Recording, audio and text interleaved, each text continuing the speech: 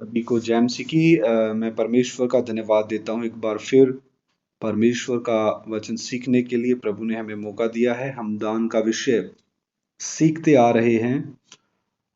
दान का विषय हम आज व्यवस्था विवरण की किताब से सीखेंगे। आइए सरों को झुकाएं, आंखें बंद करें, प्रार्थना करें। महान जीवते परमेश्वर, दान का विषय व्यवस्था विवरण की किताब से हमें समझ में आने के लिए कृपा दे। पवित्र आत्मा आप हमें सिखाएं। प्रभु यीशु मसीह के नाम से मांगते हैं, आमीन। व्यवस्था विवरण दूसरा अध्याय 6 और 7 आयत। तुम उनसे भोजन रुपए से मोल लेकर खा सकोगे और रुपया देकर कुओं से पानी भर के पी सकोगे, क्योंकि तुम्हारा परमेश्वर यहोवा तुम्हारे हाथों के सब कामों के विषय तुम्हें आशीष देता आया है। इस भारी जंगल में तुम्हारा चलना फिरना वह जानता है। इन 40 वर्षों में तुम्हारा परमेश्वर यहोवा तुम्हारे संग संग रहा और तुमको कुछ घटी ना हुई। यहाँ पर जो शब्द आया है रुपए से मोल लेकर और रुपया देकर, तो ये सारी बातें परमेश्वर ने इज़राइलियों को, यहूदियों को उस समय दी और परमेश्वर 40 वर्ष उनके संग संग रहा और परमेश्वर ने उनको किसी भी चीज की घटी नहीं होने दी।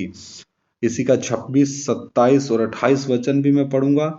अतः मैंने कदेमोत नामक जंगल से हेशबोन के राजा सीहोन के पास मेल की ये बातें कहने को दूत भेजे, मुझे अपने देश में से होकर जाने दे। मैं राजपथ से चला जाऊंगा और दाहिने और बाएं हाथ ना मुड़ूंगा। तू रुपया लेकर मेरे हाथ भोजन वस्तु देना कि मैं खाऊं, और पानी भी रुपया लेकर मुझको देना कि मैं पीऊं। केवल मुझे पांव पांव चले जाने दे। तो यहाँ पर फिर रुपया लेकर 2 बार रुपए के बारे में जिक्र हुआ है और परमेश्वर के दास उचित दाम को देकर के वो सारी सुविधाएं दूसरे अन्य जाति लोगों से ली है, फ्री ऑफ कॉस्ट। बिल्कुल भी उन्होंने ऐसा कोई नमूना दिया नहीं।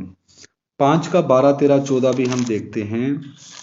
व्यवस्था विवरण 5 का 12, 13 और 14। तू विश्राम दिन को मानकर पवित्र रखना, जैसे तेरे परमेश्वर यहोवा ने तुझे आज्ञा दी। 6 दिन तो परिश्रम करके अपना सारा कामकाज करना, परंतु 7वां दिन तेरे परमेश्वर यहोवा के लिए विश्राम दिन है। उसमें ना तो किसी भांति का कामकाज करना, ना तेरा बेटा, ना तेरी बेटी, ना तेरा दास, ना तेरी दासी, ना तेरा बैल, ना तेरा गधा, ना तेरा कोई और पशु, ना कोई परदेसी भी जो तेरे फाटकों के भीतर हो, जिससे तेरा दास और तेरी दासी भी तेरे समान विश्राम करें। तो यहाँ पर यहूदियों को 7वां दिन यानी शनिवार का दिन, सबत का दिन कोई भी काम ना करने का सख्त हुक्म और व्यवस्था परमेश्वर ने दी थी। और इसके बरखिलाफ यदि कोई कार्रवाई करता था तो परमेश्वर की व्यवस्था के मुताबिक उन सब का न्याय किया जाता था। तो समृद्धि परमेश्वर ने उनको बहुतायत से दी, लेकिन यदि इस विश्राम के दिन कोई काम करता हुआ नजर आए पैसे के लालच में, तो वो व्यवस्था का विरोध करने वाला ठहरता था। 6 वचन व्यवस्था विवरण 6 अध्याय 4 से 9। व्यवस्था विवरण 6 अध्याय 4 से 9। हे इज़राइल सुन, यहोवा हमारा परमेश्वर है, यहोवा एक ही है। तू अपने परमेश्वर यहोवा से अपने सारे मन और सारे जीव और सारी शक्ति के साथ प्रेम रखना, और ये आज्ञाएं जो मैं आज तुझको सुनाता हूं वे तेरे मन में बनी रहें, और तू इन्हें अपने बाल बच्चों को समझाकर सिखाया करना, और घर में बैठे, मार्ग पर चलते, लेटते, उठते इनकी चर्चा किया करना, और इन्हें अपने हाथ पर चिन्ह के रूप में बांधना, और ये तेरी आंखों के बीच टीके का काम दें, और इन्हें अपने अपने घर के चौखट की बाजुओं और अपने फाटकों पर लिखना। तो यहाँ पर उस समय के लोगों को परमेश्वर ने व्यवस्था में ये सारी बातें दी कि आपने सारे मन और सारे जीव और सारी शक्ति के साथ अपने परमेश्वर से प्रेम रखना है, विश्राम दिन को मानना है, सबत को मानना है, सबत के दिन पैसा कमाने की इच्छा से काम नहीं करना, और ये तमाम व्यवस्था और ये नियम अपने आने वाले बाल बच्चों को भी समझाना है, उनको भी सिखाना है। तब जाकर के परमेश्वर इनको आशीष का वायदा देता है।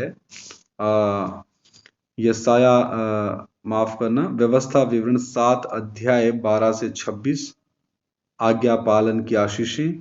और तुम जो नियमों को सुनकर मानोगे और इन पर चलोगे तो तेरा परमेश्वर यहोवा भी उस करुणा में वाचा का पालन करेगा जिसे उसने तेरे पूर्वजों से शपथ खाकर बांधी थी, और वह तुझसे प्रेम रखेगा और तुझे आशीष देगा और गिनती में बढ़ाएगा। और जो देश उसने तेरे पूर्वजों से शपथ खाकर तुझे देने को कहा है, उसमें वह तेरी संतान पर और अन्न, नए दाखमधु और टटके तेल आदि भूमि की उपज पर आशीष दिया करेगा, और तेरी गाय बैल और भेड़ बकरियों की बढ़ती करेगा। तू सब देशों के लोगों से अधिक धन्य होगा। तेरे बीच में ना पुरुष ना स्त्री निर्वंश होगी, और तेरे पशुओं में भी ऐसा कोई ना होगा। और यहोवा तुझसे सब बातों के सब प्रकार के रोग दूर करेगा, और मिस्र की बुरी बुरी व्याधियां, बीमारियां जिन्हें तू जानता है, उनमें से किसी को भी तुझे लगने ना देगा। ये सब तेरे बैरियों ही को लगेंगे, और देश देश के जितने लोगों को तेरा परमेश्वर यहोवा तेरे वश में कर देगा, तो उन सबों का सत्यानाश करना, उन पर तरस की दृष्टि ना करना, और ना उनके देवताओं की उपासना करना, नहीं तो तू फंदे में फंस जाएगा। यदि तू अपने मन में सोचे कि वे जातियां जो मुझसे अधिक हैं, तो मैं उनको कैसे देश से निकाल सकूंगा, तो भी उनसे ना डरना। जो कुछ तेरे परमेश्वर यहोवा ने फिरौन से और सारे मिस्र से किया, उसे भली भांति स्मरण रखना। जो बड़े बड़े परीक्षा के काम तूने अपनी आंखों से देखे, और जिन चिन्हों और चमत्कारों और जिस बलवंत हाथ और बढ़ाई हुई भुजा के द्वारा तेरा परमेश्वर यहोवा तुझको निकाल लाया, उनके अनुसार तेरा परमेश्वर यहोवा उन सब लोगों से भी जिनसे तू डरता है करेगा। इससे अधिक तेरा परमेश्वर यहोवा उनके बीच बर्रे भी भेजेगा, यहाँ तक कि उनमें से जो बचकर छिप जाएंगे वे भी तेरे सामने से नष्ट हो जाएंगे। उनसे भय ना खाना, उनसे भय ना खाना, क्योंकि तेरा परमेश्वर यहोवा तेरे बीच में है, और वह महान और भय योग्य ईश्वर है। तेरा परमेश्वर यहोवा उन जातियों को तेरे आगे से धीरे धीरे निकाल देगा, तो तू एकदम से उनका अंत ना कर सकेगा। नहीं तो बनेले पशु बढ़कर तेरी हानि करेंगे, तो भी तेरा परमेश्वर यहोवा उनको तुझसे हरवा देगा, और जब तक वे नष्ट ना हो जाएं, तब तक उनको अति व्याकुल करता रहेगा। और वह उनके राजाओं को तेरे हाथ में करेगा, और तू उनका भी नाम धरती पर से मिटा डालेगा। उनमें से कोई भी तेरे सामने खड़ा ना रह सकेगा, और अंत में तू उनका सत्यानाश कर डालेगा। उनके देवताओं की खुदी हुई मूर्तियां तुम आग में जला देना। जो चांदी या सोना उन पर चढ़ा हो, मड़ा हो, उसका लालच करके ना ले लेना, नहीं तो तू उसके कारण फंदे में फंसेगा, क्योंकि ऐसी वस्तुएं तुम्हारे परमेश्वर यहोवा की दृष्टि में घृणित हैं। और कोई घृणित वस्तु अपने घर में ना ले आना, नहीं तो तू भी उसके समान नष्ट हो जाने की वस्तु ठहरेगा। उसे सत्यानाश की वस्तु जानकर उसे घृणा करना, और उसे कदापि ना चाहना, क्योंकि वह अशुद्ध वस्तु है। तो यहाँ पर जो सोने की बात हुई, चांदी सोने की बात, जो अन्य जाति लोग मूर्तियों के ऊपर लगाते हैं, तो उनको भी लालच के कारण लेने की बात की मनाही की है। तो ये आज्ञा पालन की आशीषें परमेश्वर ने अपने लोगों को सुनाई, बताई। तो इनमें भी जो जो वफादार रहा, परमेश्वर ने उनकी तमाम जरूरतों को पूरा किया। परमेश्वर उनके संग संग चला, और परमेश्वर ने उनको बहुतायत से आशीष दी। तो दान के बारे में हम व्यवस्था की किताब से सीख रहे हैं कि आज्ञा पालन की आशीषें, इनमें दान भी एक आज्ञा के तौर पे है कि आपने परमेश्वर के घर में अपनी इच्छा के मुताबिक दान देना है। आगे परमेश्वर इनको कनान देश की भी प्रतिज्ञा, उत्तम देश की प्रतिज्ञा देता है, यदि ये तमाम बातों में वफादार रहे। व्यवस्था विवरण 8 अध्याय 1 से 10, जो जो आज्ञा मैं आज तुझे सुनाता हूं उन सबों पर चलने की कोशिश करना, इसलिए कि तुम जीवित रहो और बढ़ते रहो, और जिस देश के विषय में यहोवा ने तुम्हारे पूर्वजों से शपथ खाई है उसमें जाकर उसके अधिकारी हो जाओ। और स्मरण रख कि तेरा परमेश्वर यहोवा उन 40 वर्षों में तुझे सारे जंगल के मार्ग में से इसलिए ले आया है कि वह तुझे नम्र बनाए और तेरी परीक्षा करके यह जान ले कि तेरे मन में क्या क्या है, और कि तू उसकी आज्ञाओं का पालन करेगा या नहीं। उसने तुझको नम्र बनाया और भूखा भी होने दिया। फिर वह मन्ना जिसे ना तू और ना तेरे पुरखा ही जानते थे वही तुझको खिलाया, इसलिए कि वह तुझको सिखाए कि मनुष्य केवल रोटी ही से नहीं जीवित रहता, परंतु जो जो वचन यहोवा के मुंह से निकलते हैं उन ही से वह जीवित रहता है। इन 40 वर्षों में तेरे वस्त्र पुराने ना हुए और तेरे तन से नहीं गिरे और ना तेरे पांव फूले।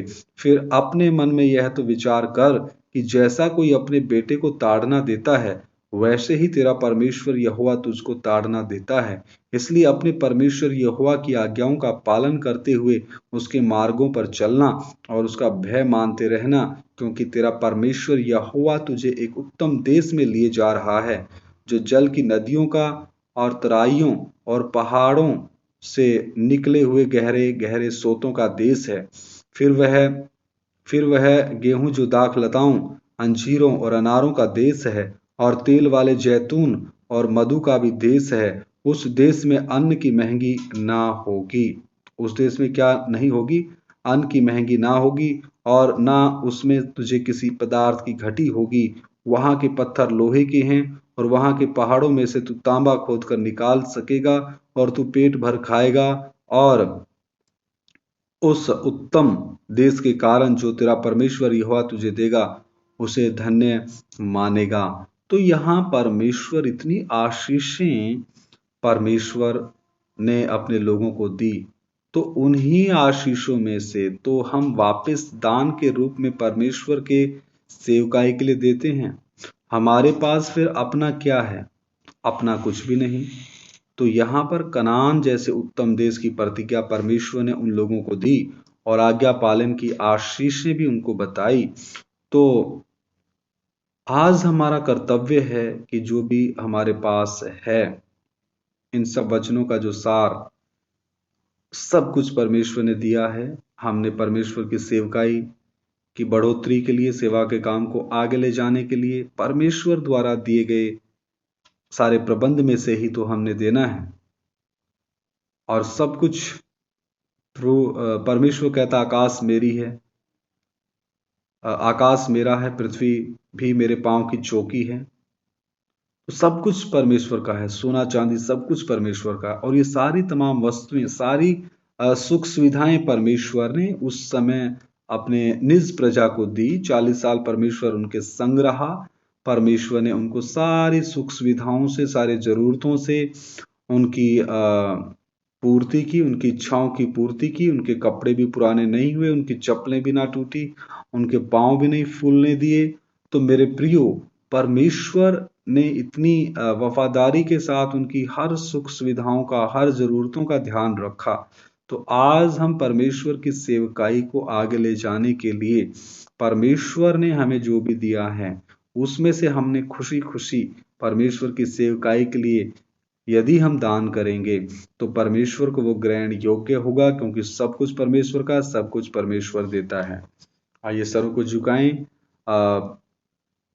प्रार्थना करें। महान जीवते परमेश्वर, अनुग्रहकारी प्रभु, मैं आपका धन्यवाद देता हूं। ये जो तमाम वचन पवित्र आत्मा आपने हमें दिए, आपने हमें बताए, इनका सार आपने हमें यही समझाया कि सब कुछ परमेश्वर का है और सब कुछ परमेश्वर की महिमा के लिए होना चाहिए। जो भी काम हम इस पृथ्वी पे करें उससे प्रभु के नाम को महिमा मिले। और दान के विषय में कलीसिया, विश्वासी भाई बहन बढ़ चढ़कर भाग ले, ताकि तेरी सेवा और फैले, तेरा सच्चा उपदेश और फैले। जरूरतमंदों को पवित्र शास्त्र दिया जाए, सॉन्ग बुक दी जाए, नोटबुक दी जाए, विधवाओं का सुधि लिया जाए, अनाथों की देखभाल की जाए, और जहां जिनको जैसी जरूरत है उनको वो दिया जाए। प्रभु, ये दान का विषय, व्यवस्था विवरण में इतनी आशीषें, आज्ञा पालन की आशीषें और मरुभूमि में आपने किस रीति से 40 साल अपने लोगों के साथ रह करके दिन रात उनकी अगुवाई की, तो आप एक वफादार परमेश्वर हैं। हमें भी, हम निकम्मों को भी पवित्र आत्मा वफादार होने के लिए कृपा दे। ये दान से संबंधित बातें भी इनमें देखने को मिलती हैं, इन वचनों में, क्योंकि रुपए की बात आई है और रुपया, सोना, चांदी सब परमेश्वर देता है, सब परमेश्वर का है। प्रभु हमें दान के विषय में ईमानदारी के साथ वफादार होने के लिए कृपा दे। सारा आदर महिमा जलाल तेरे नाम को देते हुए ये प्रार्थना हमारे उद्धार के कर्ता प्रभु यीशु मसीह के सामर्थी और पवित्र नाम से हम मांग लेते हैं। सुनो और ग्रहण करो। आमीन, आमीन।